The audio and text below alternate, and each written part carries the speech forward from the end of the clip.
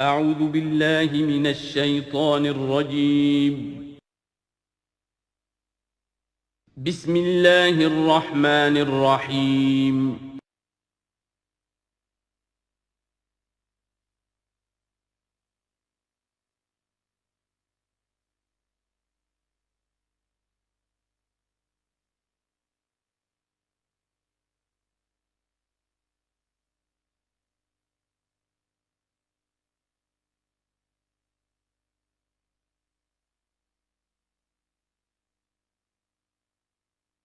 ما ننسخ من آیۃ او ننسها نأت بخیر منها او مثلها الم تعلم ان اللہ علی کل شیء قدیر الم تعلم ان اللہ له ملک السماوات والارض وما لکم من دون اللہ من ولی ولا نصیر صدق اللہ العظیم۔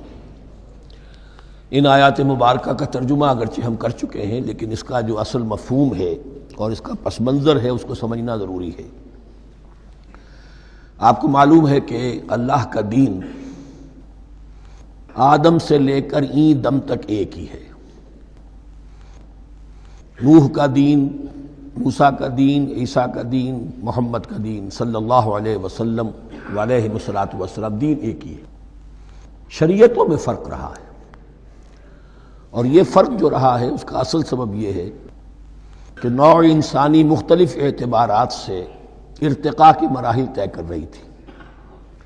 ذہنی پختگی، شعور کی پختگی، پھر سوشل ایولیوشن، تمدنی ارتقاء، یہ مسلسل جاری تھا۔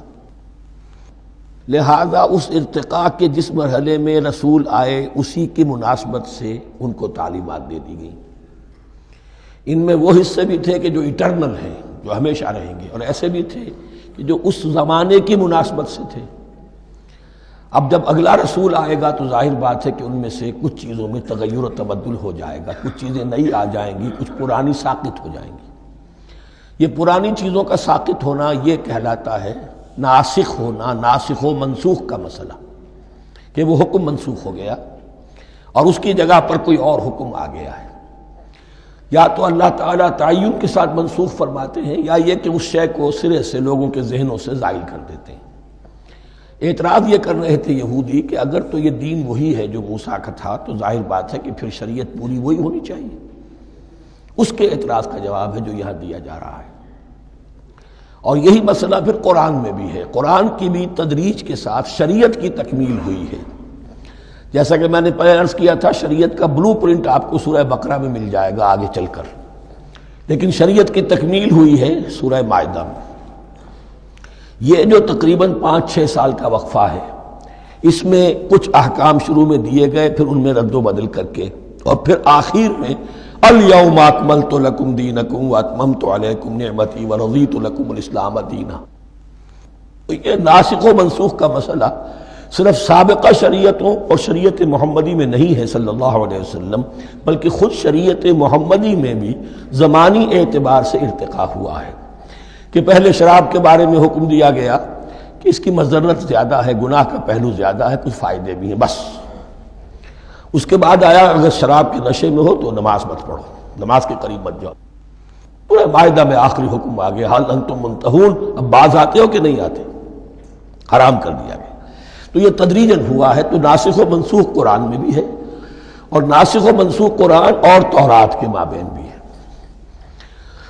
تو ہم نہیں منسوخ کرتے کوئی آیت یا بھلوا دیتے ہیں اس کو، نأت بخیر منہا، ہم اس سے بھی بہتر لے آتے ہیں، او مثلہا، یا اس جیسی ہی۔ الم تعلم ان اللہ علی کل شیء قدیر، اب یہ کہ یہ تو اللہ کی اتھارٹی ہے، مالک الملک وہ ہے، دین اس کا ہے، اس میں وہ جس طریقے سے چاہے کسی چیز کے اندر تبدیلی پیدا کر دے۔ الم تعلم ان اللہ لہ ملک السماوات والارض ما لکم من دون اللہ من ولی ولا نصیر ام تریدون ان تسألوا رسولکم کما سئل موسیٰ من قبل، کیا تم یہ چاہتے ہو کہ سوال کرو یا مطالبہ کرو اپنے رسول سے بھی اسی طرح کے جس طرح کی باتیں کی گئی تھی موسیٰ سے پہلے؟ مثلا ہم دیکھ چکے ہیں کہ ان سے کہا گیا کہ ہم نہیں مانیں گے جب تک کہ اللہ کو دیکھ نہ لے عیاناً، یا اسی طرح کے اور مطالبے جو حضرت موسیٰ علیہ السلام سے کیے جاتے تھے۔ یہاں مسلمانوں کو سکھایا جا رہا ہے کہ اس روش سے باز آؤ، ایسی بات تمہارے اندر پیدا نہیں ہونی چاہیے۔ وَمَن يَتَبَدَّلِ الْكُفْرَ بِالْإِيمَانِ فَقَدْ ضَلَّ سَوَاءَ السَّبِيلِ، ظاہر بات ہے ایسی حرکتیں بھی اب مسلمانوں میں سے بھی جو منافقین ان میں شامل تھے وہی کر رہے ہوں گے۔ اس لیے فرمایا کہ جو کوئی ایمان کو ہاتھ سے دے کر کفر کو لے لے گا، یعنی منافق چونکہ دو طرفہ ہوتا ہے، اب اس کا بھی امکان ہوتا ہے کہ یکسو ہو جائے کفر کی طرف، اور اس کا بھی امکان ہوتا ہے کہ بالآخر یکسو ہو جائے ایمان کی طرف۔ مذبذبین بین ذالک کی کیفیت میں جو مبتلا ہے، اس کے دو یہ امکانات ہیں۔ تو جو کفر کی طرف جا کر مستقل طور پر راغب ہو گیا اس کا ذکر ہے، وَمَن يَتَبَدَّلِ الْكُفْرَ بِالْإِيمَانِ فَقَدْ ضَلَّ سَوَاءَ السَّبِيلِ، تو وہ تو سیدھی راہ سے بھٹک گیا۔ وَدَّ كَثِيرٌ مِّنْ أَهْلِ الْكِتَابِ لَوْ يَرُدُّونَكُم مِّن بَعْدِ إِيمَانِكُمْ كُفَّارًا، اہل کتاب میں سے بہت سے لوگ ہیں جو چاہتے ہیں کہ کسی طرح لوٹا کر لے جائیں تمہیں تمہارے ایمان کے بعد پھر کفار بنا دیں۔ یہ ایسے ہی ہے کہ جیسے کسی بلی کی دم کٹ جائے تو وہ یہ چاہے گی کہ ساری بلیوں کی دمیں کٹ جائیں کہ وہ کوئی علیحدہ سے نمایاں نہ رہے۔ تو وہ چاہتے تھے کہ یہ چیزیں جو ہیں ان کو واپس لے آیا جائے، اہل ایمان کو بھی کفر میں لے آیا جائے، حسدا من عند انفسہم، اور یہ ان کا طرز عمل ان کے حسد کی وجہ سے کہ کیوں یہ نعمت جو ہے ان کو دے دی گئی۔ من بعد ما تبین لہم الحق، اس کے بعد کہ ان پر حق بالکل واضح ہو چکا ہے، وہ جان چکے ہیں، پہچان چکے ہیں، کسی مغالطے میں نہیں ہے، غلط فہمی میں نہیں ہے۔ فاعفوا واصفحوا، یہ بہت اہم ہے مقام۔ تو اے مسلمانوں تم معاف کرتے رہو اور صرف نظر سے کام لو۔ اس کا اصل مطلب کیا ہے؟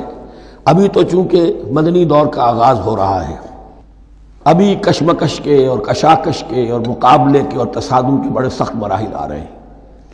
چونکہ تمہارا سب سے پہلا جو محاذ ہے وہ تو کفار مکہ کے خلاف ہے، سب سے بڑھ کر وہی آئیں گے، تم پر حملے کریں گے، جنگیں ہوں گی۔ تو فوری طور پر یہ جو آستین کے سانپ ہیں ان کو ابھی چھیڑو مت، جب تک یہ پڑے رہیں ڈورمنٹ، انہیں پڑا رہنے دو۔ ایک وقت آئے گا، یہاں یوں سمجھیے کہ یہ حکم دیا رہا ہے فی الحال انہیں چھیڑو مت، ان کے طرز عمل کے بارے میں زیادہ توجہ نہ دو، فاعفو، معاف کرتے رہو، درگزر کرتے رہو۔ اور وصفحو کہتے ہیں، صفح کہتے ہیں ایک طرف کا، یہ صفح ہے، یہ ورق ہے، صرف نظر کر لینا، دیکھا اندیکھا کر لینا، نظر انداز کر دینا، حتی یاتی اللہ بامرہ، یہاں تک کہ اللہ اپنا فیصلہ لے آئے۔ ایک وقت آئے گا کہ پھر مسلمانوں کو غلبہ آخری حاصل ہو جائے گا، اور جب جو یہ باہر کے دشمن ہیں ان سے تم نمٹ لو گے، پھر یہ کہ ان اندرونی دشمنوں کے خلاف بھی تمہیں اب آزادی دی جائے گی کہ ان کو بھی ان کے کیفر کردار تک پہنچا دو۔ ان اللہ علی کل شیء قدیر، یقیناً اللہ ہر چیز پر قادر ہے۔ واقیموا الصلاۃ وآتوا الزکاۃ، نماز قائم رکھو، زکوٰۃ دیتے رہو۔ وما تقدموا لانفسکم من خیر تجدوہ عند اللہ، اور جو کچھ بھی تم خیر میں سے، بھلائی میں سے اپنے لیے آگے بھیجو گے، کوئی مال خرچ کر رہے ہو تو خرچ کہاں ہو گیا؟ وہ تو اللہ کے ہاں ڈپازٹ ہو گیا، جمع ہو گیا۔ وما تقدموا لانفسکم من خیر تجدوہ عند اللہ، اسے اللہ کے پاس پاؤ گے۔ ان اللہ بما تعملون بصیر، یقیناً جو کچھ تم کر رہے ہو اللہ اسے دیکھ رہا ہے۔ وقالوا لن يدخل الجنۃ الا من كان هودا او نصارى، اب دیکھیے جب یہ نئی امت اب تشکیل پا رہی ہے تو یہودی اور نصرانی جو ایک دوسرے کے دشمن تھے مسلمانوں کے مقابلے میں جمع ہو گئے، انہوں نے کہنا یہ شروع کیا، وقالوا لن يدخل الجنۃ، ہرگز نہیں داخل ہوگا جنت میں، الا من کان ہودا او نصارا، سوائے اس کے جو یا تو یہودی ہو یا نصرانی ہو۔ وقالوا لن يدخل الجنۃ الا من کان ہودا او نصارا تلک امانیہم، یہ لفظ دوبارہ آ گیا، یہ ان کی خواہشات ہیں، من گھڑت خیالات ہیں، ان کی وشفل تھنکنگ ہے۔ قل ہاتوا برہانکم ان کنتم صادقین، کہو ان سے لاؤ کوئی دلیل اگر تم سچے ہو، دلیل کتاب سے لاؤ، کہیں تورات میں لکھا ہے یہ، کہیں یہ انجیل میں لکھا ہے، جو تورات اور جو انجیل تمہارے پاس ہے اسی میں سے دکھا دو گے یہ لکھا ہوا ہو، کہیں لکھا ہوا نہیں۔ اب یہاں پر وہ یونیورسل ٹروتھ آ رہا ہے، بلا من اسلم وجہہ للہ وہو محسن، کیوں نہیں، ہر وہ شخص کے جو اپنا چہرہ اللہ کے سامنے جھکا دے اور وہ محسن ہو، اس کا رویہ صدق پر، سچائی پر، حسن کردار پر مبنی ہو، سر کا جھکانا منافقانہ نہ ہو، جزوی نہ ہو کہ کچھ مانا کچھ نہیں مانا۔ بلا من اسلم وجہہ للہ وہو محسن فلہ اجرہ عند ربہ، تو اس کے لیے اس کا اجر محفوظ ہے اس کے رب کے پاس۔ فلا خوف علیہم ولا هم یحزنون، نہ ان پر کوئی خوف ہوگا اور نہ ہی وہ حزن سے دوچار ہوں گے۔ یہ دوسری آیت ہے کہ جس سے کچھ لوگوں نے استدلال کیا ہے کہ ایمان بالرسالت ضروری نہیں ہے۔ اب دیکھیے اس کا جواب وہی ہوگا، نمبر ایک تو یہ ہر جگہ پر ساری چیزیں بیان نہیں کی جایا کرتی، کوئی چیز کہیں بیان کی گئی، کوئی کہیں بیان کی گئی ہے۔ کتاب کو لینا ہے تو پوری کو پوری ایک کتاب کی حیثیت سے۔ دوسرا یہ کہ یہ سارا سلسلہ کرام جو ہے، جو دو بریکٹس کے مابین آ رہا ہے، اس میں پہلے سے ہے وَآمِنُوا بِمَا أَنزَلْتُ مُصَدِّقًا لِمَا مَعَكُمْ وَلَا تَكُونُوا أَوَّلَ كَافِرٍ بِهِ، تو وہ تو ضرب کھا رہی ہے اس پورے کے پورے مضامین کے سلسلے سے جو ان دو بریکٹوں کے درمیان آ رہا ہے۔ اب دیکھیے ایک طرف تو ان کا کہنا یہ تھا کہ جنت میں داخل نہیں ہوگا مگر وہی جو یہودی ہو یا نصرانی ہو۔ اب عمل کیا ہے؟ وَقَالَتِ الْيَهُودُ لَيْسَتِ النَّصَارَىٰ عَلَىٰ شَيْءٍ، یہودی کہتے ہیں نصارہ کی کوئی حیثیت نہیں، کوئی بنیاد نہیں، کوئی جڑ نہیں۔ وَقَالَتِ النَّصَارَىٰ لَيْسَتِ الْيَهُودُ عَلَىٰ شَيْءٍ، اور نصارہ کہتے ہیں کہ یہود کی کوئی بنیاد نہیں، بے بنیاد لوگ ہیں، کوئی حقیقت ان کی حقانیت ہے ہی نہیں۔ وَهُمْ يَتْلُونَ الْكِتَابَ، اور مزہ یہ ہے کہ دونوں ایک کتاب پڑھ رہے ہیں۔ اولڈ ٹیسٹمنٹ تو مشترک ہے یہودیوں میں اور عیسائیوں میں، یہ بہت اہم نکتہ ہے۔ اور جدید عیسائیت میں جو ایک بہت بڑی طاقت ابھر رہی ہے امریکہ میں، وہ ہے کہ جو یہ عیسائیت کو جیوڈائز کر رہی ہے، کیونکہ رومن کیتھولک مذہب جو تھا اس نے تو چونکہ گویا کہ سارا رشتہ توڑ لیا تھا بائبل سے، سارا اختیار پوپ کے ہاتھ میں آ گیا تھا، لیکن پروٹیسٹنٹس نے پھر بائبل کو قبول کیا۔ اب اس کی منطقی انتہا یہ کہ اولڈ ٹیسٹمنٹ کے اوپر بھی اب ان کی توجہ ہو رہی ہے کہ آخر یہ بھی تو ہم مانتے ہیں کہ ہماری کتاب ہے، اور اس میں جو کچھ لکھا ہے اس کو نظر انداز کیسے کر سکتے ہیں۔ ہم نے جو ایک سیمینار کیا تھا امریکہ میں، جس میں ایک یہودی عالم بھی آئے تھے، ایک عیسائی بھی آئے تھے، اور مسلمانوں کی طرف سے بھی ہمارے ایک ساتھی نے بات کی تھی، تو وہاں ایک یہودی عالم نے کہا کہ اس وقت اسرائیل کو سب سے بڑی سپورٹ جو مل رہی ہے وہ ان عیسائیوں سے مل رہی ہے امریکہ میں سے، کہ جو اس وقت ایونجلسٹ کہلاتے ہیں وہاں پر، اور جو ایک بڑا فرقہ بن کر ابھر رہے ہیں۔ بہرحال یہ ان کا طرز عمل ہے۔ وَهُمْ يَتْلُونَ الْكِتَابَ، اور وہ دونوں کے دونوں کتاب کے پڑھنے والے ہیں۔ كَذَلِكَ قَالَ الَّذِينَ لَا يَعْلَمُونَ مِثْلَ قَوْلِهِمْ، اسی طرح کہا تھا ان لوگوں نے کہ جو کچھ بھی نہیں جانتے انہی کی سی بات کہی تھی، یعنی یہ اشارہ ہے مشرکین مکہ کی طرف۔ فَاللَّهُ يَحْكُمُ بَيْنَهُمْ يَوْمَ الْقِيَامَةِ فِيمَا كَانُوا فِيهِ يَخْتَلِفُونَ، تو اللہ تعالیٰ فیصلہ کر دے گا ان کے مابین قیامت کے دن ان تمام باتوں کا جن میں کہ یہ اختلاف کر رہے تھے۔ وَمَنْ أَظْلَمُ مِمَّنْ مَنَعَ مَسَاجِدَ اللَّهِ أَنْ يُذْكَرَ فِيهَا اسْمُهُ وَسَعَىٰ فِي خَرَابِهَا۔ اب دیکھیے یہاں جو بخیہ یہ آیات آ رہی ہیں، تو اگرچہ خطاب تو ہے وہ بریکٹس کے مابین، خطاب میں بنی اسرائیل، لیکن اب یہاں کچھ ریفرنسز اہل مکہ کی طرف شروع ہو گئے ہیں، اور اس کے بعد سے حضرت ابراہیم کا تذکرہ آئے گا، پھر تحویل قبلہ کا ذکر آئے گا۔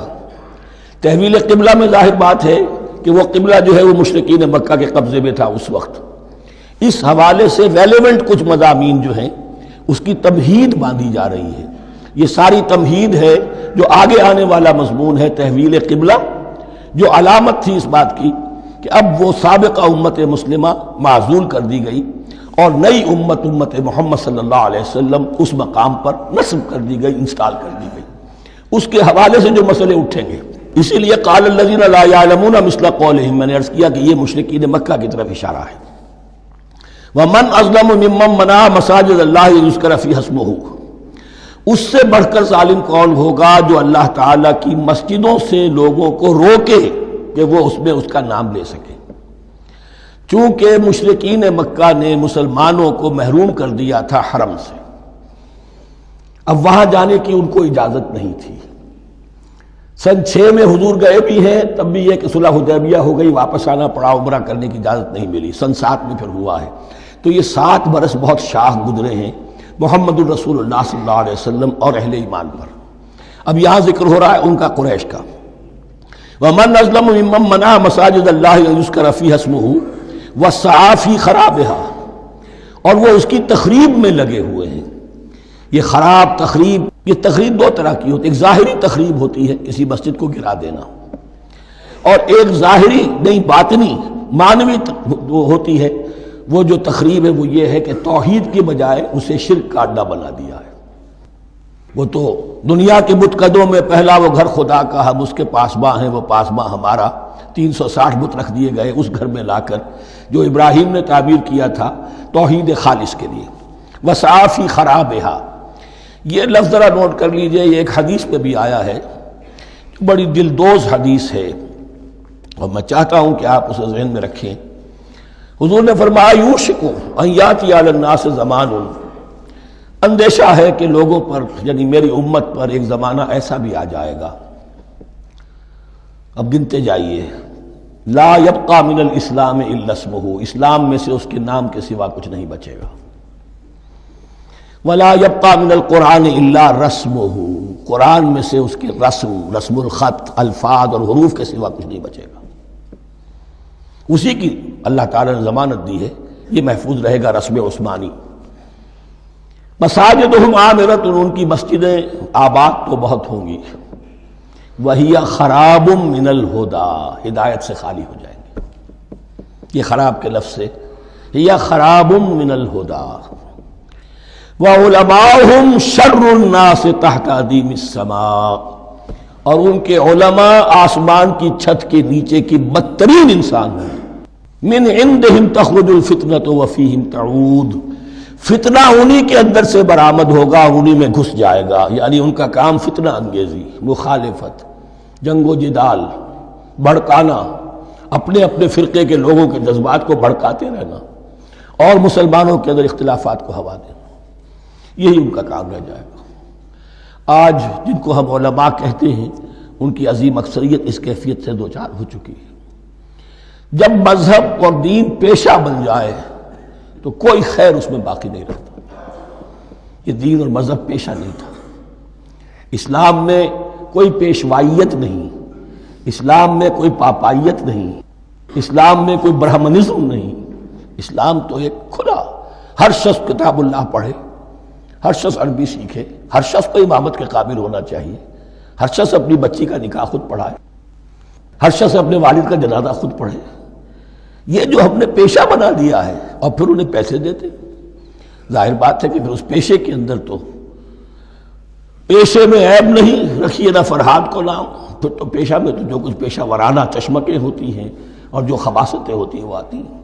لیکن ساتھ ہی یہ بات واضح رہے کہ علماء حق سے دنیا خالی نہیں ہوگی، علماء حق بھی ہیں، لیکن کسی کے ماتھے پر لکھا ہوا نہیں ہوتا کہ یہ علماء حقانی میں سے اور یہ علماء سو میں سے ہے۔ باقی یہ صحیح بات ہے کہ اکثریت ادھر جا چکی ہے، ورنہ امت کا بیڑا غرق نہ ہوتا، سیدھی سیدھی بات، یہ بیڑا غرق ہوا ہے تو آخر کوئی سبب ہے۔ اولئک ما کان لہم ان یدخلوها الا خائفین، ایسے لوگوں کو تو سوائے اس کے ان کا کوئی مقام نہیں ہے کہ انہیں داخل ہونے کی بھی اجازت نہیں ہونی چاہیے اس میں، یعنی اللہ کی مسجدوں میں، مگر خوف زدہ ہو کر، ڈر کر۔ لہم فی الدنیا خزی، کے لیے دنیا میں بھی رسوائی اور ذلت ہے، لہم فی الآخرۃ عذاب عظیم، اور آخرت میں ان کے لیے عذاب عظیم ہے۔ وللہ المشرق والمغرب، اب دیکھیے تمہید ہو رہی ہے تحویل قبلہ کے لیے۔ اب ظاہر بات ہے کہ بڑی حساس جو ہے وہ ایک کیفیت تھی یہ، تو یروشلم کے ساتھ جن کو دلچسپی تھی اور ان کے دلوں میں اس کی عقیدت تھی، مکہ مکرمہ اور بیت اللہ کے ساتھ جن کو دلچسپی تھی اور ان کے دلوں میں اس کی عقیدت تھی، تو اس حوالے سے یہ قبلہ بدلنا، اور 2 دفعہ بدلا ہے قبلہ۔ پہلے آ کے مدینے میں حضور نے یروشلم کی طرف 16 مہینے نماز پڑھی اور پھر تحویل قبلہ ہوا، تو اب اس میں کئی امتحان ہو گئے، وہ آگے آ جائے گا، لیکن اس کی تمہید باندھی جا رہی ہے۔ للہ المشرق والمغرب، مشرق اور مغرب سب اللہ کے ہیں، یعنی اگر ہم رخ کرتے ہیں مغرب کی طرف تو اس کے معنی یہ نہیں ہے کہ اللہ مغرب میں ہے، معاذ اللہ، اللہ تو جہت سے، مقام سے، ماورا وراء الورا۔ یہ تو یہ ہے کہ ایک یکسانیت پیدا کرنے کے لیے، اجتماعی رنگ دینے کے لیے ایک چیز کو قبلہ بنا دیا، علامت ہے۔ غالب نے ٹھیک کہا ہے، قبلے کو اہل نظر قبلہ نما کہتے ہیں۔ قبلہ جو ہے وہ مسجود تو نہیں ہے پرے سرحد ادراک سے اپنا مسجود، قبلے کو اہل نظر قبلہ نما کہتے ہیں۔ للہ المشرق والمغرب فینما تولوا فثم وجہ اللہ، جدھر بھی تم رخ کرو گے وہ اللہ ہی کا رخ ہے۔ ان اللہ واسع علیم، یقیناً اللہ بہت وسعت والا ہے، بہت وسعت والا ہے، وہ کسی سمت میں محدود نہیں ہے، اور علیم ہے، ہر شے کا جاننے والا ہے۔ دیکھیے یہاں یہ آیت کہہ کے اور چھوڑ دیا مسئلہ، اگلے مسئلے پر آ گئے۔ آگے آپ کو پتہ چلے گا کہ یہ در حقیقت ایک تمہید باندھی جا رہی ہے تحویل قبلہ کے لیے۔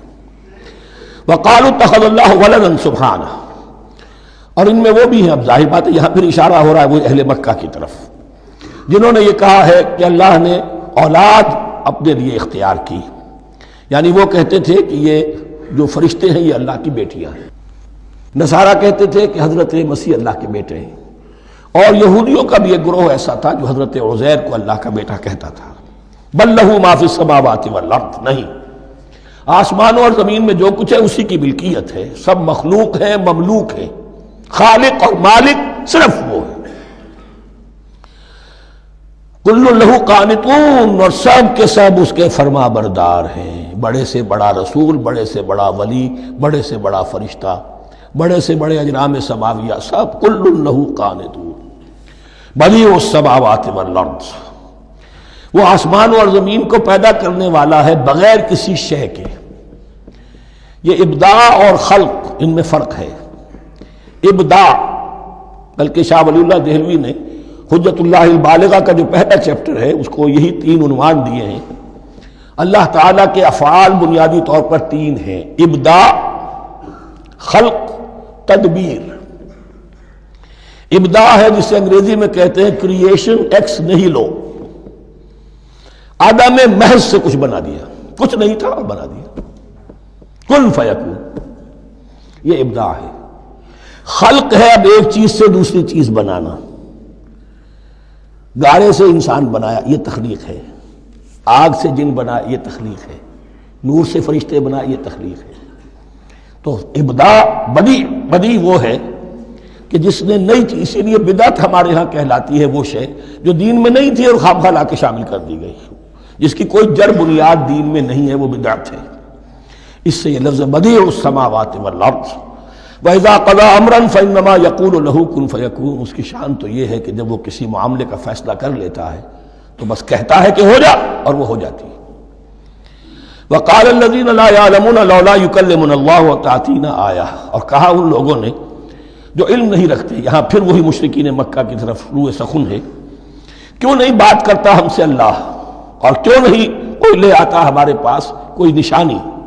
یہ میں عرض کر چکا ہوں، یہ مضمون جو ہے کہ ان کا مطالبہ تھا بہت شدت کے ساتھ کہ کوئی معجزے ویسے ہی دکھاؤ جیسے تم کہتے ہو کہ عیسیٰ نے دکھائے تھے، موسیٰ نے دکھائے تھے، تو ہمارے یہ مطالبے پورے کر دو، ہم مان لیں گے۔ یہ ذکر آئے گا سورہ انعام میں اور پھر سورہ بنی اسرائیل میں۔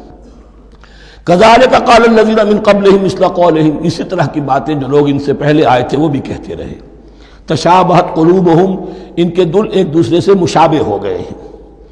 قد بینا الآیات لقوم یوقنون، اور ہم نے تو اپنی آیات کو واضح کر دیا ہے ان لوگوں کے لیے جو یقین کرنا چاہیں۔ انا ارسلناک بالحق بشیرا ونذیرا، اے نبی ہم نے آپ کو بھیجا ہے حق کے ساتھ بشیر اور نذیر بنا کر۔ بنیادی حیثیت آپ کی یہ ہے کہ آپ اہل حق کو بشارت دیں، فراح و ریحان و جنت نعیم، فسلام لک من اصحاب الیمین، یہ بشارت دیجئے۔ اور جو غلط راستے پر جائیں، کفر کریں، منافقت میں مبتلا ہوں، ملحد ہوں اور بدعملی کریں، ان کو آپ خبردار کر دیجئے کہ جہنم ان کے لیے تیار کر دی گئی ہے۔ آپ کا کام دعوت ہے، ابلاغ ہے، تبلیغ ہے، نصیحت ہے۔ وَلَا تُسْأَلُ عَنْ أَصْحَابِ الْجَحِيمِ، آپ سے سوال نہیں کیا جائے گا جہنمیوں کے بارے میں کہ محمد یہ کیوں جہنم میں پہنچ گئے، ہم نے تمہیں بھیجا تھا، تمہارے ہوتے ہوئے یہ جہنمی کیوں ہو گئے؟ نہیں، یہ آپ کی ذمہ داری نہیں ہے۔ کون جنت میں جانا چاہتا ہے، کون جہنم میں جانا چاہتا ہے، یہ آدمی کا اپنا فیصلہ ہے۔ آپ کا کام ہے کہ حق کو واضح کر دیں، ہاں وضاحت میں کمی نہ رہ جائے، حق واضح ہو جائے، کوئی اشتباہ نہ ہو، بالکل مبرہن ہو جائے، واضح ہو جائے، بس یہ ذمہ داری آپ کی ہے، اس سے زیادہ نہیں۔ یہ مسئولیت جو ہوتی ہے، انسان اگر اپنی اصل مسئولیت سے زیادہ ذمہ داری اپنے سر پر ڈال لے تو اس سے بھی بہت بڑی بڑی گمراہیاں پیدا ہوتی ہیں، اور اس کا جو تذکرہ ہو رہا ہے بڑی گمراہی تو معاذ اللہ وہ تو ہمارے حوالے سے ہوتی ہے۔ ہمارے ہاں کی بہت سی جماعتیں جو ہیں اسی طرح کی غلطیوں کی وجہ سے وہ غلط راستوں پر پڑ گئی، پوری تحریکیں برباد ہو گئی۔ لیکن یہاں بھی حضور کا معاملہ کیا ہو رہا تھا کہ حضور چاہتے تھے کہ کسی طرح یہ علماء یہود ایمان لے آئے۔ بہرحال حضور کے دل میں رغبت، آخر مکے میں آپ تھے تو دعائیں مانگتے تھے، اے اللہ عمرو ابن ہشام اور عمر ابن خطاب میں سے کسی ایک کو تو میری جھولی میں ڈال دے۔ تو اسی طرح کی دعا آپ نے کی ہوگی۔ فرمایا وَلَن تَرْضَىٰ عَنكَ الْيَهُودُ وَلَا النَّصَارَىٰ حَتَّىٰ تَتَّبِعَ مِلَّتَهُمْ۔ اے نبی کسی مغالطے میں نہ رہیے، ہرگز راضی نہیں ہوں گے آپ سے نہ یہ یہودی اور نہ نصرانی، جب تک کہ آپ پیروی نہ کریں ان کی ملت کی۔ لہذا امید منقطع کر لیجیے، اس لیے کہ زیادہ امید ہو تو مایوسی ہو جاتی ہے۔ اقبال نے بہت خوب کہا ہے بندہ مومن کے بارے میں، جس کی امیدیں قلیل، جس کے مقاصد جلیل۔ مقصد اونچا لیکن امید قلیل رکھیے، اللہ چاہے گا تو ہو جائے گا، نہیں چاہے گا تو میرا کام تو اپنی حد تک اپنا فرض ادا کر دینا ہے۔ اس سے زیادہ کی جو ہے خواہش اپنے دل میں پالیں گے، کسی اجلت پسندی میں گرفتار ہو جائیں گے، کہیں دائیں بائیں ہک اور کرک کے ذریعے سے کہیں پہنچنے کی کوشش کریں گے اور اپنے آپ کو بھی برباد کر دیں گے۔ لن ترضى عنك اليهود ولا النصارى حتى تتبع ملتهم قل ان هدى الله هو الهدى، کہہ دیجئے دیکھو ہدایت تو ہے اللہ کی ہدایت۔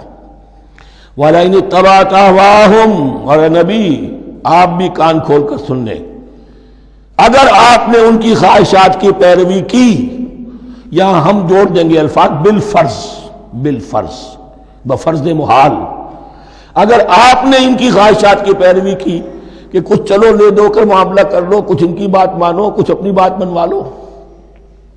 یہ مکے میں بھی قریش کی طرف سے بھی آیا تھا کہ کچھ اپنی بات منوا لیجئے، کچھ ہماری مانی، کمپرومائز کیجئے۔ اب ظاہر بات ہے کہ یہاں اب یہود کے ساتھ یہی معاملہ ہے۔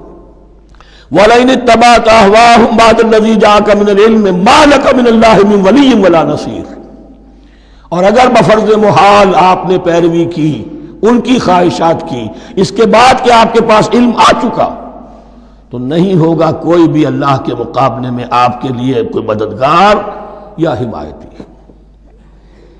معاذ اللہ معاذ اللہ، حق کی تلوار بڑی ننگی ہے، اور یہاں اللہ کا عدل یہ فرد سے فرد تک بدلتا نہیں ہے، نہ امت سے امت کی طرف بدلے گا، قوم اور کسی اور قوم سے ایک معاملہ، کسی دوسری قوم سے کوئی اور معاملہ نہیں۔ اللہ کے اصول ہیں، اللہ کے قوانین ہیں، اس کی فطرت ہے، فطرت اللہ التی فطر الناس علیہا، پھر یہ کہ اس کی سنت ہے، لن تجد لسنت اللہ تحویلا ولن تجد لسنت اللہ تبدیلا۔ الذین آتیناہم الکتاب یتلونہ حق تلاوتہ، وہ لوگ کہ جنہیں ہم کتاب دیتے ہیں وہ اس کی تلاوت کرتے ہیں جیسا کہ اس کی تلاوت کا حق ہے۔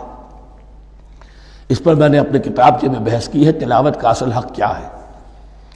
مسلمانوں پر قرآن مجید کے حقوق نامی کتابچہ، اب یہاں پہ تفصیل سے بیان کرنے کا وقت نہیں ہے، لیکن ایک بات جان لیجیے کہ تلاوت کا لفظ جو قرآن کے لیے قرآن نے اختیار کیا، یہ بڑا ذو معنیین ہے۔ تلا یتلو ہم اسے بھی کہتے ہیں پڑھنا، اور تلا یتلو کسی کے پیچھے پیچھے چلنے کو کہتے ہیں۔ والشمس وضحاها والقمر اذا تلاها، سورج کے بعد پیچھے آتا ہے چاند۔ تو یتلو کے معنی کیا ہے؟ when you are reading the book you are following the text۔ بعض لوگوں کو دیکھا ہوگا انگلی ان کی چلتی ہے ساتھ ساتھ، وہ بیچارے جو زیادہ ماہر نہیں ہیں تو تاکہ نگاہ ادھر سے ادھر نہ ہو جائے، ایک سطح سے دوسری سطح پر نہ پہنچ جائے، انگلی بھی ساتھ ساتھ پھیرتے ہیں، تو فالوئنگ دی ٹیکسٹ۔ لیکن اس تلاوت کا اصل حق کیا ہوگا؟ جب آپ اس کتاب کو فالو کریں، اسے اپنا امام بنائیں، اس کے پیچھے چلیں، اس کا اتباع کریں، اس کی پیروی کریں، جس کی کہ دعا ہم کرتے ہیں وَاجْعَلْهُ لَنَا إِمَامًا وَنُورًا وَهُدًى وَرَحْمَةً، تو اللہ تو بنائے گا ہمارا امام اس کو اسی وقت جب کہ ہم فیصلہ کر لیں کہ ہم اس کتاب کے پیچھے چلیں گے۔ الذین آتیناہم الکتاب یتلونہ حق تلاوتہ اولئک یؤمنون بہ، جو اللہ کی کتاب کی تلاوت کا حق ادا کریں اور اس کی پیروی بھی کریں، وہی ہیں جو اس پر ایمان رکھتے ہیں۔ جو نہ تلاوت کا حق رکھتے ہوں ادا کریں، نہ پیروی کریں، وہ دعویٰ کریں کہ ہمارا ایمان ہے تورات پر اور کتاب پر، تو یہ دعویٰ جو ہے جھوٹا دعویٰ ہے۔ میں وہ حدیث آپ کو سنا چکا ہوں، ما آمن بالقرآن من استحل محارمہ، جس شخص نے قرآن کی کسی حرام کردہ شے کو اپنے لیے حلال کر لیا اس کا قرآن پر کوئی ایمان نہیں۔ وَمَن يَكْفُرْ بِهِ فَأُولَٰئِكَ هُمُ الْخَاسِرُونَ، اور جو اس کا کفر کرے گا تو وہی لوگ ہیں خسارے میں رہنے والے۔ اب وہ بریکٹ بند ہو رہی ہے، وہ آیت کے جو چھٹے رکوع کے شروع میں آئی تھی دوبارہ آ گئی جوں کہ توں، یا بنی اسرائیل اذکروا نعمتی التی انعمت علیکم وانی فضلتکم علی العالمین۔ یہ ترتیب ذہن میں رکھیے۔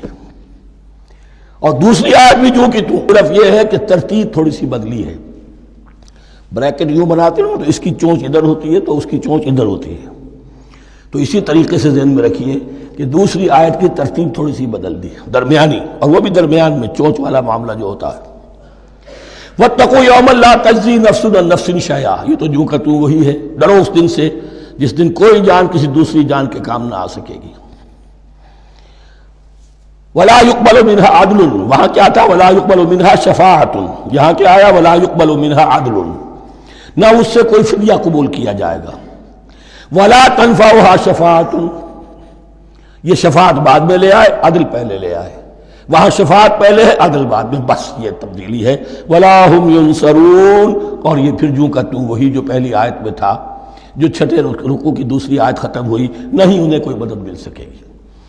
یہ جو حصہ تھا جو تقریباً 10 رکوعوں پر مشتمل تھا، سورہ بقرہ کے 18 رکوع کہ جن میں روح سخن ہے سابقہ امت مسلمہ کی طرف، 4 رکوع بڑے عموم کے حامل تھے، لیکن بین السطور وہاں بھی اشارے موجود تھے، روح سخن جو تھا وہ بنی اسرائیل کی طرف۔ 10 رکوعوں میں صراحت کے ساتھ ساری گفتگو انہی سے ہے، الا یہ کہ ایک جگہ مسلمانوں سے خطاب کر لیا، کچھ آخر میں اہل مکہ کا تذکرہ بھی ہو گیا۔ اب اس کے بعد ذکر شروع ہو رہا ہے حضرت ابراہیم علیہ السلام کا۔ وہ بات سمجھ لیجئے کہ کیا وجہ ہے اس کی۔ دیکھیے حضرت ابراہیم کی نسل کی یہ 2 شاخیں چلی، ویسے تو 3 ہیں، عام طور پر لوگوں کے علم میں ہے کہ 2 بیویاں تھیں، حضرت ہاجرہ سے حضرت اسماعیل پیدا ہوئے، بڑے تھے، حضرت سارہ سے حضرت اسحاق، ان کے بیٹے یعقوب، یعقوب کے 12 بیٹے بنی اسرائیل۔ حضرت اسماعیل کو حضرت ابراہیم نے آباد کیا خانہ کعبہ کے پاس لا کر، بواد غیر ذی زرع، تو وہاں یہ جو ایک نسل چلی۔ لیکن نبوت جو ہے حضرت ابراہیم کے بعد حضرت اسماعیل کو تو ملی، اس کے بعد مسلسل یوں سمجھیے کہ تقریباً 3000 کا فصل ہے سالوں کا کہ کوئی نبوت اس شاخ میں نہیں آئی۔ نبوت کا سلسلہ چلا دوسری شاخ میں، حضرت یعقوب، حضرت اسحاق، حضرت یعقوب، حضرت یوسف، چلتے جائیے، اور پھر حضرت موسیٰ اور ہارون سے شروع ہو کر حضرت عیسیٰ اور یحییٰ تک 1400 برس مسلسل۔ اگرچہ تیسری شاخ بھی تھی، بنو قطورہ کہلاتے، تیسری اہلیہ آپ کی تھی قطورہ، بنی قطورہ میں سے ان کی اولاد بڑی کثیر تھی، ان میں سے ایک مدین تھے، مدین یا مدیان، ان میں حضرت شعیب کی بعثت ہوئی تھی۔ حضرت شعیب بھی حضرت ابراہیم کی نسل میں سے ہیں، لیکن بنی مدیان میں سے۔ بہرحال اب چونکہ حضور کی بعثت ہوئی بنی اسماعیل میں، ادھر بنی اسرائیل ہیں، ان سے یہ خطاب ہو رہا ہے سابقہ امت مسلمہ، اور اب یہ امامت الناس منتقل ہونے والی ہے بنی اسرائیل سے بنی اسماعیل کو۔ تو اب اگر اس انتقال کے وقت نقل، اگر وہ جو کامن فیکٹر ہے اس کا تذکرہ کیا جائے تو بات آسان ہو جائے گی۔ ابراہیم ہی تو جد امجد ہے نا تمہارے، تم یعقوب کی اولاد ہو ٹھیک ہے، لیکن یعقوب کس کے بیٹے تھے؟ اسحاق کے۔ اسحاق کس کے بیٹے تھے؟ ابراہیم کے۔ تو یہ دوسری نسل بھی تو ابراہیم ہی کی ہے۔ اس حوالے سے ان کے لیے سہل بنایا جا رہا ہے کہ بات کو سمجھو، یہ صرف یہ ہے کہ 2 پیڑھی اوپر جا کر مل گئے اور اللہ نہ خیر سنا۔ اور حضرت ابراہیم نے خانہ کعبہ کی تعمیر کی، اور اسے اب مرکز بنانا ہے اہل توحید کا، لہذا یہ ساری گفتگو اب شروع ہو رہی ہے۔ 4 رکوع اب وہ ہیں 15ویں سے شروع ہو کر 18ویں تک، جن کا اصل مضمون ہے تحویل قبلہ۔ وَإِذِ ابْتَلَىٰ إِبْرَاهِيمَ رَبُّهُ بِكَلِمَاتٍ فَأَتَمَّهُنَّ، اور ذرا یاد کرو جب ابراہیم کو آزمایا اس کے رب نے بہت سی باتوں میں۔ میرا ایک کتابچہ ہے حضرت ابراہیم کی شخصیت پر، حج اور عید الاضحیٰ اور ان کی اصل روح، اور اس میں ایک تحریر ہے، ایک تقریر ہے۔ جو تحریر ہے وہ مجھے بہت پسند ہے کہ کیسے کیسے امتحان آئے ہیں حضرت ابراہیم علیہ السلام پر۔ فاتمہن، اب یہ ایک جملے میں ایک پوری داستان ہے. اس نے ان سب کو پورا کیا، سب میں پاس ہو گیا، ہر امتحان سے کامیابی کے ساتھ with flying colors ہر امتحان سے نکلے. قال انی جاعلک للناس اماما، تب ہم نے کہا اے ابراہیم اب میں تمہیں نوع انسانی کا امام بنانے والا ہوں. قال ومن ذریتی، انہوں نے کہا اور میری نسل کے بارے میں بھی یہ وعدہ ہے کہ نہیں؟ قال لا ینال عہد الظالمین، فرمایا میرا یہ عہد ظالموں سے متعلق نہیں ہوگا.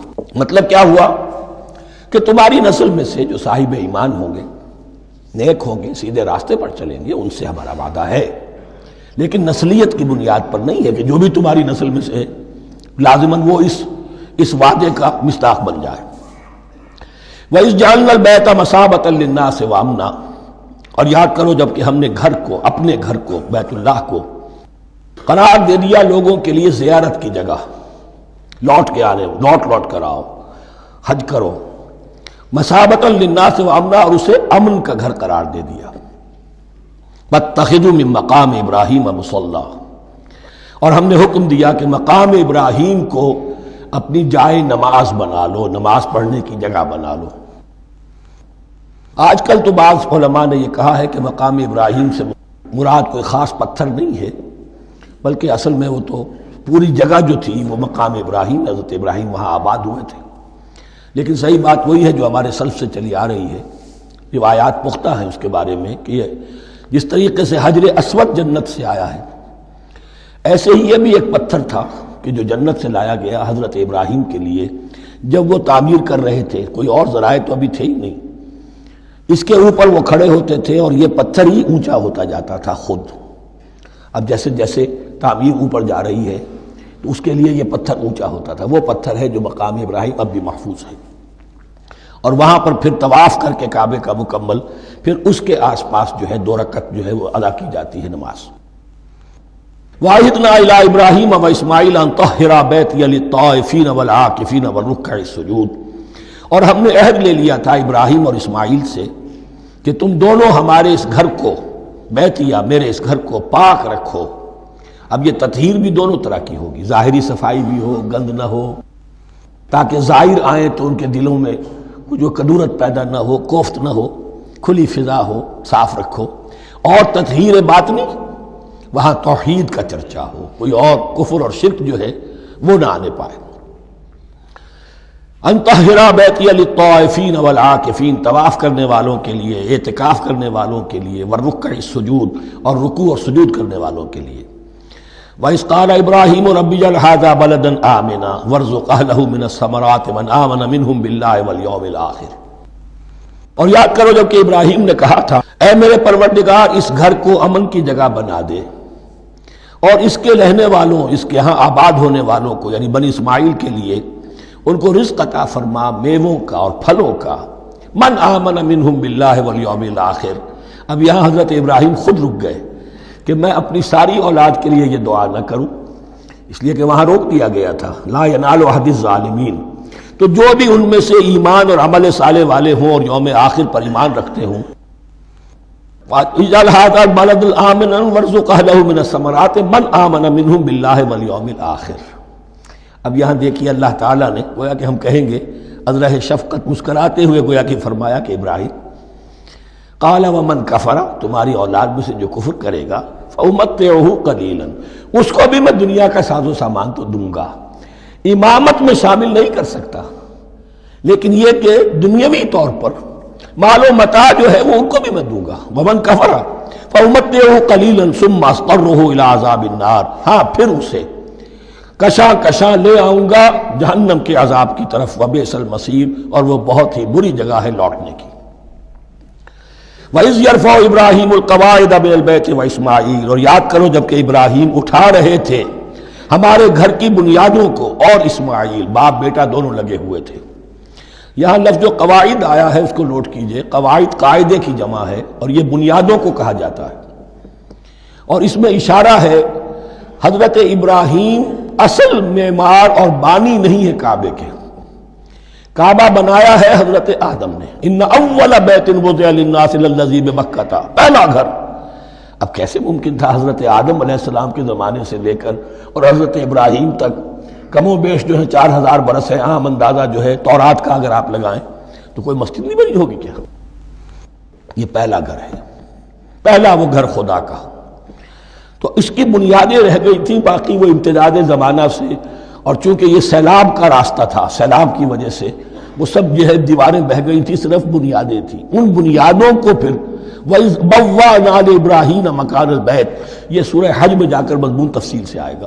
اب میں آئے گا کہتا ہوں، آ چکا ہے حقیقت کے اعتبار سے، اس لیے کہ یہ ساری مکی صورتیں ہیں جو نازل ہو چکی ہیں سورہ بقرہ سے بہت پہلے. تو جب وہ ان بنیادوں کو اٹھا رہے تھے تو دعائیں مانگ رہے تھے. ربنا تقبل منا انک انت السمیع العلیم، اے رب ہماری اس کوشش کو، ہماری اس مشقت کو، محنت کو قبول فرما. باہر گھر بنا رہے ہیں، پتھر اٹھا اٹھا کر لا رہے ہیں. حضرت اسماعیل کی عمر اس وقت لگ بھگ 13 برس ہے، ہاتھ بٹا رہے ہیں. ربنا تقبل منا انک انت السمیع العلیم، اے رب ہماری اس کوشش کو شرف قبول عطا فرما، یقیناً تو سب کچھ سننے والا اور جاننے والا ہے. ربنا وجعلنا مسلمین لک، اور اے رب ہمیں اپنا فرما بردار بنائے رکھ. نوٹ کیجئے ابراہیم کہہ رہے ہیں. تو میں اور آپ اگر مطمئن ہو جائیں کہ میری موت لازماً حق پر ہوگی تو بہت بڑا دھوکہ ہے. ڈرتے رہنا چاہیے، اللہ کی پناہ طلب کرتے رہنا چاہیے. ربنا وجعلنا مسلمین لک، اے اللہ ہم دونوں کو اپنا فرما بردار بنائے رکھ. ومن ذریتنا امۃ مسلمۃ لک، اور ہم دونوں کی نسل میں سے اٹھائیو برپا کی جو ایک امت جو تیری فرما بردار امت ہو. وارنا مناسکنا، اور اے پروردگار تیرا گھر تو ہم نے یہ بنا دیا، اب اس کے جو رسومات ہیں وہ ہمیں سکھا، جو مناسک حج ہیں. ارنا مناسک، اب کیسے حج کریں، کیا آداب ہوں گے، طواف کیسے ہوگا، کیا کریں گے. وتب علینا، اور ہم پر اپنی شفقت کی نظر فرما. انک انت التواب الرحیم، یقیناً تو ہی ہے بہت ہی زیادہ توبہ کا قبول فرمانے والا اور شفقت کے ساتھ رجوع کرنے والا اور رحم فرمانے والا. ربنا وبعث فیہم رسولا منہم، اور اے ہمارے پروردگار ہماری اس نسل میں، اب چونکہ ہماری نسل مراد ہے بنی اسماعیل، بنی اسرائیل اسماعیل کی نسل میں سے تو نہیں ہے نا، یہاں دونوں کی نسل سے مراد ہے تو وہ بنی اسماعیل. ہماری اس نسل میں اٹھائی ہو ایک رسول انہی میں سے، باہر کا نہ ہو، کوئی مغایرت کا اجنبیت کا پردہ حائل نہ ہو. وہ کیا کرے، یتلو علیہم آیاتک، تیری آیات ان کو پڑھ کر سنائے. وَيُعَلِّمُهُمُ الْكِتَابَ وَالْحِکْمَةَ، اور صرف سنائے نہیں، تعلیم دے انہیں کتاب اور حکمت کی. صرف سنا دینا تو بہت آسان کام ہے، سکھانا، تعلیم دینا، دلوں میں بٹھانا. اور حکمت، وَيُزَكِّيهِمْ، اور ان کو پاک کرے، ان کا تزکیہ کرے، ان کے دلوں میں تیری محبت اور آخرت کی طلب کے سوا کوئی طلب باقی نہ رہنے دے. انک انت العزیز الحکیم، یقیناً پروردگار تو ہی ہے زبردست اور کمال حکمت والا. وَمَن يَرْغَبُ عَن مِّلَّةِ إِبْرَاهِيمَ إِلَّا مَن سَفِهَ نَفْسَهُ، اور ایسا شخص کون سا ہوگا جو ابراہیم کے طریقے سے منہ موڑے. یہ رغبت کا لفظ عربی زبان میں دونوں طرف جاتا ہے. رغبہ الی، کسی شے کی طرف رغبت ہونا، محبت ہونا، میلان ہونا، اور رغبہ عن، کسی شے سے متنفر ہونا، کسی شے سے ابا کرنا، اس کو چھوڑ دینا. وَمَن يَرْغَبُ عَن مِّلَّةِ إِبْرَاهِيمَ إِلَّا مَن سَفِهَ نَفْسَهُ، سوائے اس کے جس نے اپنے آپ کو حماقت ہی میں مبتلا کرنے کا فیصلہ کر لیا ہو. اور کون ہوگا جو ابراہیم کے طریقے سے منہ موڑے. وَلَقَدِ اصْطَفَيْنَاهُ فِي الدُّنْيَا، اور ہم نے تو اسے دنیا میں بھی پسند کر لیا تھا، چن لیا تھا. وَإِنَّهُ فِي الْآخِرَةِ لَمِنَ الصَّالِحِينَ، اور یقیناً آخرت میں بھی وہ ہمارے صالح بندوں میں سے ہوں گے. اذ قال له ربه اسلم قال اسلمت لرب العالمین، جب کہا اس سے اس کے پروردگار نے کہ مانو میرا حکم، اس نے کہا پروردگار قبول ہے تیرا حکم، یہاں تک کہ ذبح کرو بیٹے کو، حاضر. یہ آخری امتحان تھا، آخر 100 برس کی عمر میں، 87 برس کی عمر میں دعائیں مانگ مانگ کر بیٹا لیا تھا اسماعیل۔ حضرت سارہ کے ہاں کوئی اولاد نہیں ہوئی تھی، اب وہ 13 برس کا تھا، بازو بن گیا تھا، اور اس وقت ذبح کرنے کا حکم آیا۔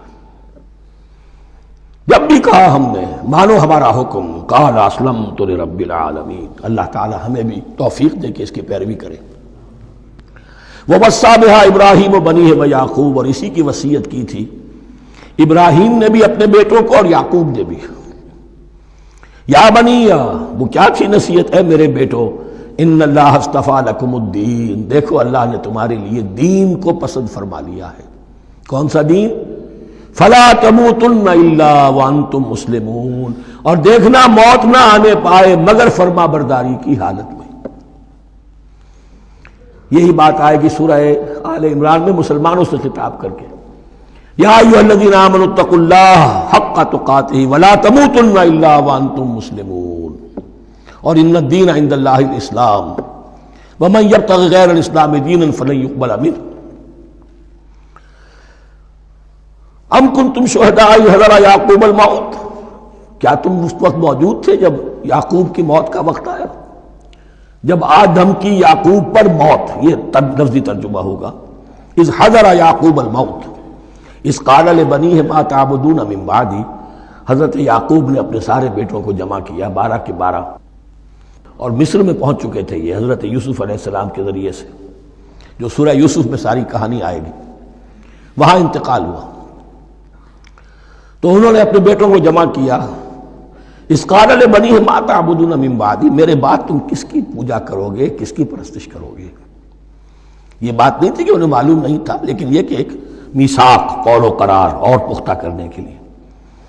قالوا نعبد الہک و الہ آبائک ابراہیم و اسماعیل و اسحاق، انہوں نے کہا کہ ہم پوجیں گے، بندگی کریں گے، پرستش کریں گے آپ کے معبود کی اور آپ کے آبا ابراہیم، اسماعیل اور اسحاق کے معبود کی، اور یہ کوئی مختلف معبود نہیں ہے، الہ واحدہ، وہ تو ایک ہی الہ ہے۔ وَنَحْنُ لَهُ مُسْلِمُونَ، ہم اس کے لیے اس کے سامنے سر جھکاتے ہیں، اسی کی فرما برداری کا اقرار کرتے ہیں۔ تِلْكَ أُمَّةٌ قَدْ خَلَتْ، یہ آیت 2 مرتبہ آئے گی اسی رکوع میں۔ یہ ایک گروہ تھا انسانوں کا جو گزر گیا، ابراہیم، اسماعیل، اسحاق، یعقوب، ان کی اولاد، قد خلت، وہ گزر گئے۔ لہا ما کسبت ولکم ما کسبتم، ان کے لیے تھا جو انہوں نے کمایا، اور تمہارے لیے ہوگا جو تم کماؤ گے۔ یعنی یہاں پدرم سلطان بود کا کوئی مقام نہیں ہے، ہر شخص کے لیے اپنا عمل، اپنا ایمان، اپنی کمائی۔ وَلَا تُسْأَلُونَ عَمَّا كَانُوا يَعْمَلُونَ، تم سے یہ نہیں پوچھا جائے گا کہ وہ کیا کرتے تھے، تم سے پوچھا جائے گا تم کیا کر کے لائے ہو۔ تو راچے ہے، پدرم سلطان بود تو راچے ہے، تم کیا ہو بھائی، تو اپنی بات کرو، باپ تمہارا سلطان تھا، ہوگا۔ وَقَالُوا كُونُوا هُودًا أَوْ نَصَارَىٰ تَهْتَدُوا، لیکن اس پس منظر میں اب ان کی خباثت کو نمایاں کیا جا رہا ہے کہ یہ تو تھی وصیت ابراہیم کی اور یعقوب کی، اور اس وقت کے یہود و نصارہ کا کیا رویہ ہے؟ قَالُوا كُونُوا هُودًا أَوْ نَصَارَىٰ تَهْتَدُوا، وہی متحدہ محاذ حضور کے خلاف۔ یا تو یہودی، انہوں نے کہا کہ یا یہودی ہو جاؤ یا نصرانی تو ہدایت پر ہو جاؤ گے۔ قل بل ملت ابراہیم حنیفہ، کہہ دیجئے نہیں، بل نتبع، ہم تو نتبع یہاں پر محذوف مانیے، بل نتبع ملت ابراہیم حنیفہ، نہیں، ہم تو پیروی کریں گے ابراہیم کے طریقے کی، بالکل یکسو ہو کر۔ وما کان من المشرکین، اور وہ مشرکوں میں سے نہیں تھے۔ قولوا آمنا باللہ، اب یہاں مسلمانوں کو حکم دیا جا رہا ہے، دیکھو تم ان کے جو کچھ وہ کہتے ہیں اس کے جواب میں تم یہ کہو، قولوا کہو آمنا باللہ، ہم ایمان رکھتے ہیں اللہ پر، وما انزل الینا، اور جو کچھ نازل کیا گیا ہماری جانب، وما انزل الی ابراہیم و اسماعیل و اسحاق و یعقوب، اور جو کچھ نازل کیا گیا ابراہیم اور اسماعیل اور اسحاق اور یعقوب کی طرف، والاسباط، اور ان کی اولاد کی طرف، وما اوتی موسیٰ و عیسیٰ، اور جو کچھ دیا گیا موسیٰ کو اور عیسیٰ کو، وما اوتی النبیون من ربہم، اور جو کچھ دیا گیا تمام نبیوں کو ان کے رب کی طرف سے، لا نفرق بین احد منہم، ہم ان میں سے کسی کے مابین تفریق نہیں کرتے، ہم سب کو مانتے ہیں۔ دیکھیے ایک ہے تفضیل، کسی کو ایک کو زیادہ افضل سمجھنا دوسرے سے، یہ اور بات ہے، وہ تو سورہ آل عمران میں آئے گا تلک الرسل فضلنا بعضهم علی بعض۔ تفریق یہ کہ ایک کو مانے ایک کو نہ مانے، ان رسولوں میں سے ایک کا انکار سب کا انکار ہے۔ لا نفرق بین احد منہم ونحن له مسلمون، اور ہم نے تو اسی کی فرما برداری کا قلادہ اپنی گردن میں ڈال دیا ہے۔ فَإِنْ آمَنُوا بِمِثْلِ مَا آمَنْتُمْ، پھر اے مسلمانوں اگر یہ بھی ایمان لائیں یہود اور نصارہ بالکل اسی طرح جیسے تم ایمان لائے ہو، نو کمپرومائز، ٹھیک ٹھیک وہی دین اختیار کریں، وہی راستہ جو کہ محمد کے ذریعے سے تمہیں دیا گیا صلی اللہ علیہ وسلم۔ فَإِنْ آمَنُوا بِمِثْلِ مَا آمَنْتُمْ بِهِ فَقَدْ اهْتَدَوْا، تب وہ ہدایت پر ہوں گے۔ وَإِنْ تَوَلَّوْا، اور اگر وہ پیٹھ موڑ لیں، فَإِنَّمَا هُمْ فِي شِقَاقٍ، تو اس کے معنی یہ ہیں کہ وہ زدم زدہ میں اور دشمنی کے اندر وہ مبتلا ہو چکے ہیں۔ فَسَيَكْفِيكَهُمُ اللَّهُ، تو اے نبی آپ کے لیے ان کے مقابلے میں اللہ کافی رہے گا، آپ فکر نہ کریں، آپ کسی کمپرومائز کی دعوت کی طرف توجہ ہی نہ دیں، کچھ دو کا معاملہ سوچیں بھی نہ، ان کی مخالفتوں سے آپ مرعوب نہ ہوں، ان کی دھمکیوں کا کوئی اثر نہ لیں۔ فَسَيَكْفِيكَهُمُ اللَّهُ، اللہ کافی رہے گا آپ کے لیے ان سب کے مقابلے میں۔ وَهُوَ السَّمِيعُ الْعَلِيمُ، اور یقیناً وہ سب کچھ سننے والا اور جاننے والا ہے۔ ایسا نہیں ہے کہ اسے معلوم نہ ہو کہ آپ اس وقت کن حالات میں ہیں، کیسی مشکلات میں ہیں، کس طرح کی نازک صورتحال دن بدن جو ہے شکل بدل رہی ہے، لیکن آپ قائم رہیں۔ یہ ہے جگہ جہاں پر خون پڑا ہوا ہے، اس نسخے میں جو حضرت عثمان تلاوت فرما رہے تھے، اور اس وقت باغیوں نے انہیں شہید کیا ہے۔ ان کی زوجہ محترمہ نائلہ، انہوں نے بچانا چاہا ہے تو ان کی انگلیاں کٹ گئیں، اور خون جو ہے وہ فَسَيَكْفِيكَهُمُ اللَّهُ، ان الفاظ پر وہ خون پڑا ہے، وہ دبا اب بھی موجود ہے۔ وَهُوَ السَّمِيعُ الْعَلِيمُ، اور وہ سب کچھ سننے والا اور جاننے والا ہے۔ صبغۃ اللہ، کیا معنی؟ یہاں پر بھی ایک آپ کو محذوف ماننا ہوگا، اخترنا صبغۃ اللہ، ہم نے تو اختیار کر لیا ہے اللہ کے رنگ کو۔ وَمَنْ أَحْسَنُ مِنَ اللَّهِ صِبْغَةً وَنَحْنُ لَهُ عَابِدُونَ، اور اللہ سے بہتر رنگ کس کا ہوگا، اور ہم تو بس اسی کی بندگی، اسی کی پرستش کرنے والے ہیں۔ قُلْ أَتُحَاجُّونَنَا فِي اللَّهِ وَهُوَ رَبُّنَا وَرَبُّكُمْ، اے نبی ان سے کہیے کہ کیا تم ہم سے محاجہ کر رہے ہو، حجت بازی کر رہے ہو، جھگڑ رہے ہو، دلیل بازی کر رہے ہو اللہ کے بارے میں؟ وَهُوَ رَبُّنَا وَرَبُّكُمْ، وہ تو ہمارا رب بھی ہے تمہارا رب بھی ہے، رب تو ایک ہے، رب بھی ایک، اس کا دین بھی ایک، ہاں شریعتوں میں فرق ہوا ہے۔ قُلْ أَتُحَاجُّونَنَا فِي اللَّهِ وَهُوَ رَبُّنَا وَرَبُّكُمْ وَلَنَا أَعْمَالُنَا وَلَكُمْ أَعْمَالُكُمْ، رب تو ہمارا بھی وہ تمہارا بھی وہ، البتہ ہمارے لیے ہوں گے ہمارے عمل، تمہارے لیے ہوں گے تمہارے عمل۔ وَنَحْنُ لَهُ مُخْلِصُونَ، اور ہم تو اس کے لیے اپنے آپ کو خالص کر لینے والے ہیں۔ یہ ذرا 3 الفاظ یہاں پہ نوٹ کر لیجئے، یہ میرے اور آپ کے لیے لمحہ فکریہ ہیں۔ نحن لہو مسلمون، 136ویں آیت اس پر ختم ہوئی، ہم اس کے سامنے سر تسلیم خم کرتے ہیں، ان میں سے تو ہم بھی شامل ہیں۔ نحن لہو عابدون، آیت نمبر 138، ہم اس کی بندگی کرنے والے ہیں، اسی کی بندگی کرنے والے ہیں۔ تو صرف اسلام نہیں، عبادت اور ٹوٹل عبادت، ٹوٹل بندگی، پوری زندگی میں اس کے ہر حکم کی پیروی اور اطاعت۔ اس سے آگے بات آئی وَنَحْنُ لَهُ مُخْلِصُونَ، یہ عبادت اخلاص کے ساتھ نہیں ہے تو منافقت ہے۔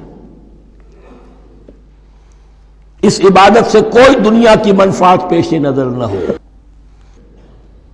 سوداگری نہیں، یہ عبادت خدا کی ہے۔ دنیا بنانا، دنیا کمانا، دین کو ذریعہ بنانا، اس سے بڑی اور اس سے گری ہوئی کوئی حرکت نہیں۔ اخلاص. حضور نے فرمایا من صلی یرائی فقط اشرکا ومن صام یرائی فقط اشرکا ومن تصدق یرائی فقط اشرکا.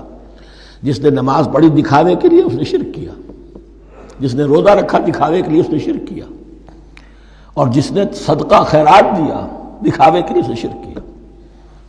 وَنَحْنُ لَهُ مُخْلِصُونَ نَحْنُ لَهُ مُسْلِمُونَ نَحْنُ لَهُ عَابِدُونَ نَحْنُ لَهُ مُخْلِصُونَ. اللهم ربنا اجعلنا منهم اللهم ربنا اجعلنا منهم ام تقولون ان ابراہیم واسماعیل واسحاق ویعقوب والاسباط كانوا هودا او نصارا. کیا تمہارا کہنا یہ ہے کہ ابراہیم اور اسماعیل اور اسحاق اور یعقوب اور ان کی اولاد یہودی تھے یا نصرانی تھے؟ تم جو کہتے ہو کہ یا یہودی ہو جاؤ یا نصرانی تب ہدایت پاؤ گے، تو ابراہیم یہودی تھے یا نصرانی؟